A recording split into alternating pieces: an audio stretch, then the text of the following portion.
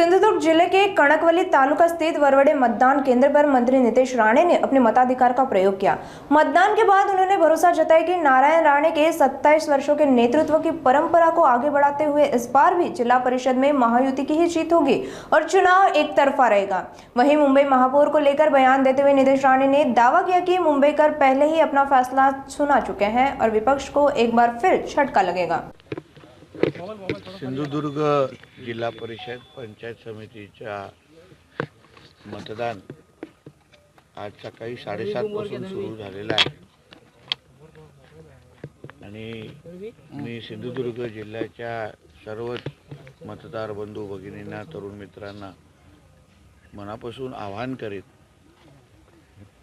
की आपल्या जिल्ह्याच्या विकासाच्या दृष्टिकोनातून आणि ग्रामीण भागाचा शेवटच्या व्यक्तीपर्यंत विकास पोहोचवण्यासाठी जिल्हा परिषद पंचायत समिती या संस्था या अतिशय महत्त्वाच्या असतात।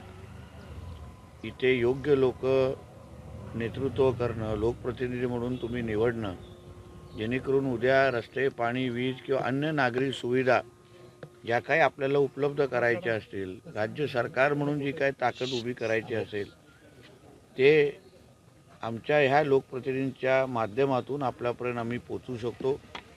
गेली 27 वर्षापासून सन्मान्य राणे साहेबांच्या विचाराची सत्ता या जिल्हा परिषद पंचायत समितीमध्ये राहिलेली आहे, लोकांनी अनुभव घेतलेला आहे आणि म्हणून परत एकदा आज आपण आपला मतदानाचा हक्क बजावून मतदारांनी या जिल्ह्याच्या सर्वांगीण विकासासाठी आणि ह्या जिल्ह्याचा प्रत्येक नागरिकाला त्याच्या गावागावापर्यंत विकास पोहोचवण्याच्या दृष्टिकोनातून आपण आम्हाला मतदानारूपी आशीर्वाद द्यावा ही विनंती या निमित्ताने करीन।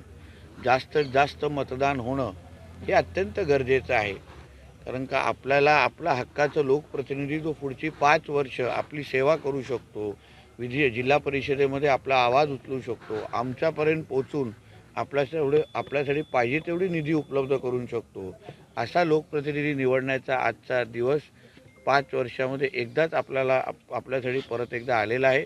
म्हणून मी कळकळीची विनंती करीन की कमळ आणि धनुष्यबाण हे जे आमचे महायुतीचे जेवढे उमेदवार आहेत पूर्ण जिल्ह्यामध्ये या सगळ्या जणांना आपण आशीर्वाद द्यावं। शेवटी ह्यांच्या या दोन्ही चिन्हाच्या मागे आदरणीय देवेंद्र फडणवीस साहेब, आदरणीय रवी चव्हाणजी, आदरणीय आमचे राणे साहेब, आदरणीय एकनाथ शिंदे साहेब आणि सुनीत्रा पवार मॅडम या सगळ्या ताकद या दोन्ही चिन्हाच्या मागे उभी आहे। म्हणून ह्या चिन्हाच्या समोर बटन दाबून आपण आपल्या गावाचा आणि विभागाचा विकास करून घ्या अशी आव्हान या निमित्ताने मी करेन। शेतकऱ्यांना हा विषय साहेब जवळपास 25 सदस्य जिल्हा परिषद आणि पंचायत समितीचे निवडून आल्यात महायुतीचे, एकतर्फी निवडणूक होताना दिसते, काय चित्र राहील, काय सांगाल? बघा, निवडणुकीमध्ये बिनविरोध होणं हे काय आमच्या हातात नव्हतं। शेवटी त्या विरोधी पक्षाचे जे उमेदवार आहेत ते पक्ष आहेत ते त्यांना आपल्या उमेदवारांना बळ देऊ शकले नाहीत। आज ही सकाळपासून मी माहिती घेतोय असंख्य गावामध्ये बूथ पण लागलेले नाही आहेत। म्हणजे विरोधी पक्षामध्येच अगर आमच्या विरुद्ध लढण्याची अगर क्षमता नसेल, ते लोकशाहीमध्ये आपली बाजूच मांडण्याची अगर त्यांची तयारी नसेल, सक्षम पर्याय उभं करण्याची तयार नसेल, एवढे नाउमेद झाले असतील तर मला वाटतं ही निवडणूक जसं आपण बोलता तसं निश्चित पद्धतीने एकतर्फी आहे। पण आम्हाला जे संस्कार राणे साहेबांनी दिलेले आहे, आमच्यासाठी कुठलीही निवडणूक आम्ही सोपी घेत नाही।